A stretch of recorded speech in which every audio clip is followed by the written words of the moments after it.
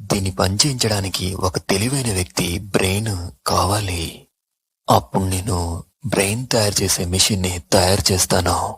కానీ మన రాజ్యంలో నీకన్నా తెలివైన వ్యక్తి ఎవరు? నువ్వున్నావు కదా మామా. అవుననుకో, కానీ నీకంటే తెలివైన వాడిని కాదు కదా. అప్పుడప్పుడు నాకు బ్రెయిన్ ఉందో లేదో అనిపిస్తుంది. సరే మామా, నేను నిన్ను కొన్ని ప్రశ్నలు అడుగుతా. నువ్వు సరైన సమాధానం చెప్తే నువ్వు తెలివైన వాడివి. నీకిష్టమైన సంగీత దర్శకుడు ఎవరు? Option A Keeravani, option B RP Patnaik. RP Patnaik. నీకిష్టమైన హీరో ఎవరు? సంపూర్ణేష్ బాబు, మహేష్ బాబు.